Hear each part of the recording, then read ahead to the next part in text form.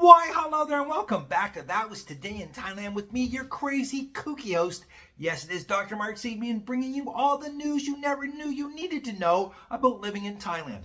Listen, guys, I'm going to tell you something. I joke about this all the time about how I will say, oh, listen, this is going to be the dumbest thing you've watched all day. Well, I promise you, by the end of this video, you are definitely going to agree with me today that not only was this the dumbest thing you've watched all day, but quite possibly the dumbest thing you've watched in your entire lives. Listen, I'm going to tell you something. A lot of people ask me, Mark, what's the number one frustrating thing or what's the biggest challenge to living in Thailand?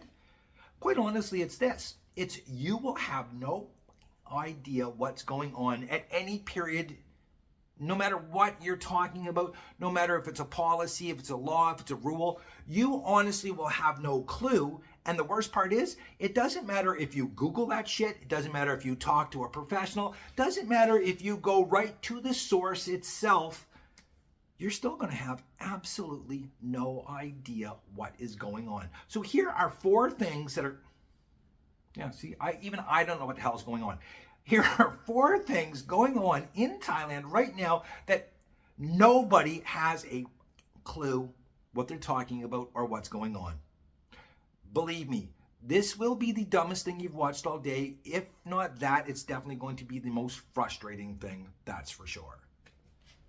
It seems every other day on Facebook or TikTok, you're seeing some poor bastard that's in Thailand that's had an accident and they're doing this GoFundMe thing. They're begging for donations because they are financially destroyed due to not having any travel insurance. And for years and years, Thailand has been talking about implementing this program where they're going to charge 300 baht, only 300 baht to every single person that comes into the country so that they can provide some type of health insurance for everybody. Now, I think it's a fantastic plan, but again, it's been talked about and nothing has ever happened. Apparently, it was supposed to take effect January the 1st, 2024, but I have not heard of a single person that has been charged this 300. Nobody understands who's going to get the benefit. Is it just going to be people who are in Thailand that, don't have the proper documentation? Is it going to be people who, are essentially illegal immigrants here? Nobody knows. It was originally supposed to be for anyone coming to Thailand that was arriving in the kingdom.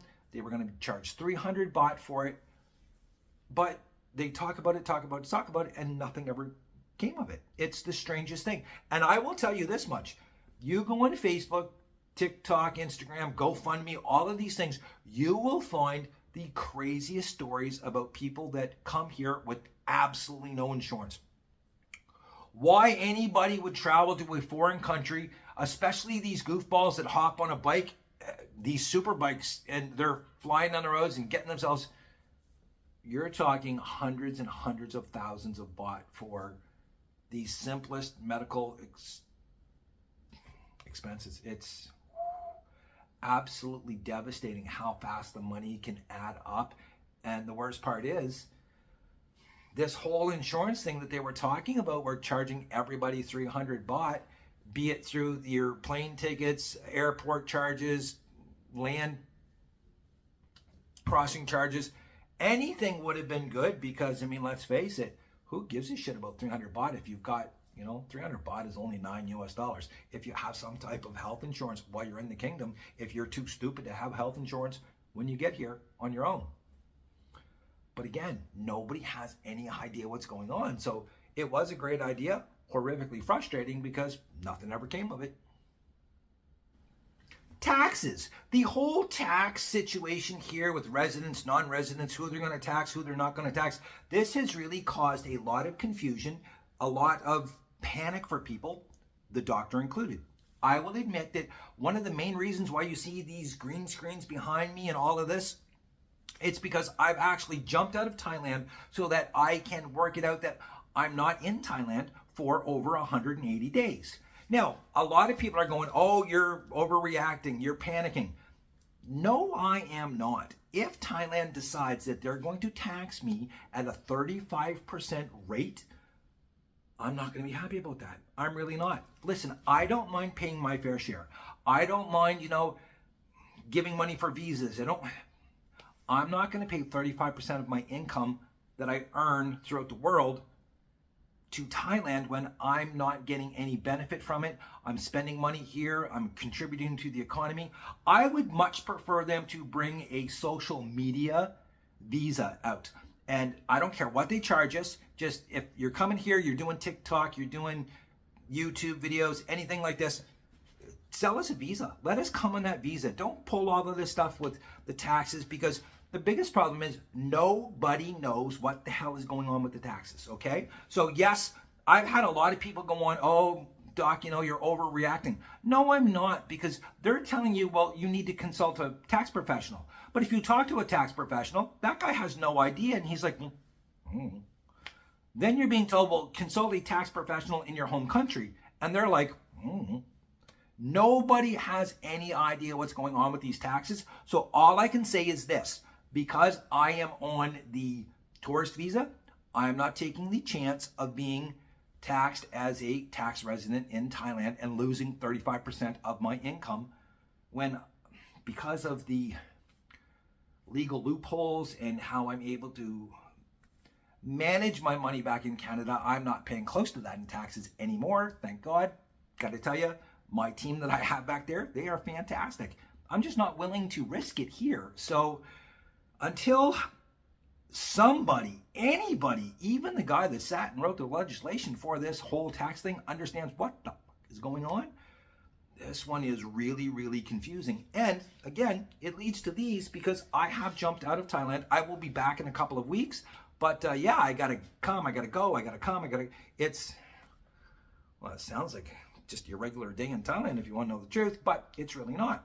And again, it's one of these reasons why I have these. There's another reason. If you wait to the very end, I will share it with you. It's rather, unsettling, but it's true. Cannabis. I get people asking me all the time about what is going on with the new cannabis laws because, as you're well aware, Thailand did legalize the recreational use of cannabis in 2022. I think it took effect in 2023 or right around there. Anyways, now all of a sudden they are going to be banning, or they say they're going to be banning, or this person says they're going to be banning, and that person says they're not going to be banning the recreational use of cannabis. A lot of people are saying that the broccoli museums and all of this stuff, they're going to be closing, etc., even though Thailand spent hundreds of millions of baht subsidizing these cannabis shops to open to help build tourism, and it failed. There's not that big of a draw for the cannabis here. It's really not. It's not like Amsterdam. It didn't really, it went up in a puff of smoke, I guess is the best way to put it. Yes, some shops have done okay. The ones that are highly advertised on TikTok, they're doing okay, but the rest of them, they're not doing well. And the new government doesn't really want to be tied to cannabis. And the cannabis laws in Thailand before it became legal were some of the staunchest laws in the world. And then when they decriminalized it, it became absolutely hilarious. Believe it or not, this is completely true. If you were arrested prior to the new laws and put in jail because of cannabis, you were let out of jail, and whatever amount of cannabis you were arrested with, they gave it to you when you left jail. So if you got arrested with, say, an ounce, when you left jail, they gave you an ounce. If you were a major trafficker and you had a pound, they gave you a pound of weed when you left jail. Listen, I can't make this shit up, okay? You can Google this, you can go on, you can see that this is completely true. And the crazy thing is, I don't know who's ever doing I don't know if they're high off their own supply or what, but nobody has a clue what's going on when it comes to the cannabis laws. So I would love to do an actual update video and tell you guys that, hey, this is what's going to happen, but I can't. And that's extremely frustrating. Makes me want to get high. If I did get high, which I don't, I'll just get drunk. That's the easiest way. And, that just leads me into this one. Oh my God. Again, I can't make this shit up. You would think that, no, I can't make it up. I'm not that creative, trust me. Now, I don't know if you know this or not, but Thailand has some rather kooky laws when it comes to when you can and cannot buy alcohol. And it always seems to come up when they're talking about a big tourist event such as Songkran. Now listen, if you don't know what Songkran is, please Google it, because there is a whole, well, there's a whole purpose behind it besides this craziness. I'm going to tell you something. Songkran is my favorite time of year. The streets turned into just one great big water fight. You're running around with squirt guns, squirting girls that, well, again, look like her. I love this clip. I'm going to tell you something. Possibly my favorite time I've ever had. This girl was so cool and unbelievably smoking hot. And she was just out having fun like everybody else does during Songkran. And again this year, just like last year, and well, before the situation, every other year, they would talk about how let's do away with the alcohol ban during 2 and 5 o'clock. So in Thailand, okay, just a quick rundown.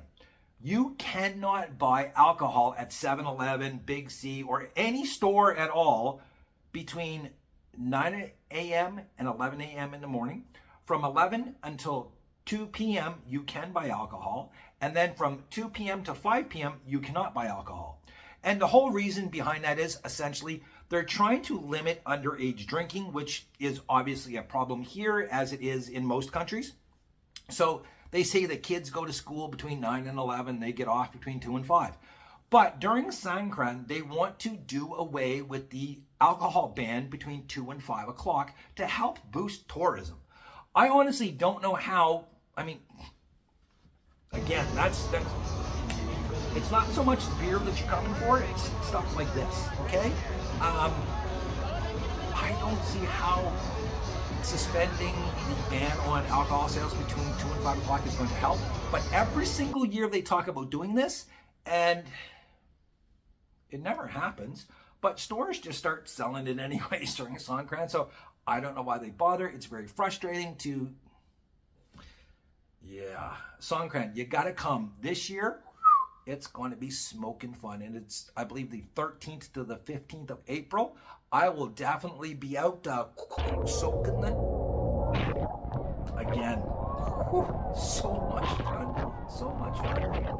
Now, one thing I did want to say that is completely unrelated to Thailand and the frustrations of living here, I want to talk sports for one quick minute. I don't know if you guys know this about me, but I am a sports fanatic. I love sports. And football, actual American football, is one of my favorite topics to debate, argue, and just be a complete asshole about. So I'm just going to flat out say this, guys. Listen, when the season started, I had picked the Bengals to win the Super Bowl. I think Joe Burrow is just, I think he's the shits. I got to tell you something. When Joe went down with the calf injury, I thought, uh-oh. And I picked the San Francisco 49ers to win the Super Bowl. Before the season started, here we are in the Super Bowl. However, I do really love the Chiefs, Patrick Mahomes, Travis Kelce, all of these guys. So I really hope that they win. It's a win-win for me, but I wanted to point this out really quick, okay? There's a lot of idiots out there going on about how Brock Purdy is a game manager. Brock Purdy this, Brock Purdy that. Brock Purdy's only good because he's got weapons. He's got weapons.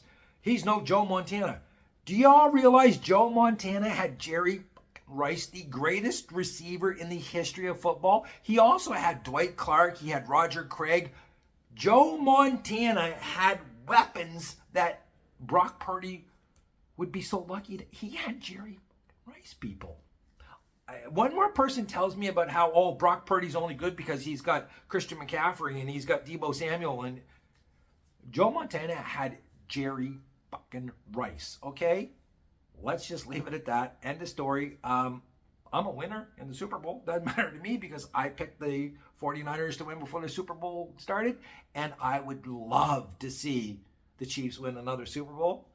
I'm just going to get drunk and have a blast. I hope you guys enjoy the Super Bowl, and please stop calling Brock Purdy a game manager. It just makes you look stupid and ignorant, and it's frustrating, just like everything that happens here in Thailand. It's fucking frustrating. Enjoy the game, boys. I know I'm going to. And ladies, too. I'm sure that you guys are going to watch it. You girls are going to watch it. I'm not politically correct at all. No. Which brings me to another thing. Why I love the green screen. It's because I get to sit here with a shirt and nothing else on. Seriously. I am no pants. bet you didn't want to see that, huh? So at the end of the day, what did we learn from watching this video? Well, essentially nothing, except for that I was able to waste about 20 minutes of your day again today. Thank you very much. We did learn that nobody knows what the is going on here, and that at the end of the day, Brock Purdy does not have the weapons that Joe Montana had. Let's just be crystal clear about that. He had Jerry Rice. Now listen, if you want to live your best life, have Jerry Rice as your receiver. Other than that, anything less than the best, you know it, kids. Until next time, cheers.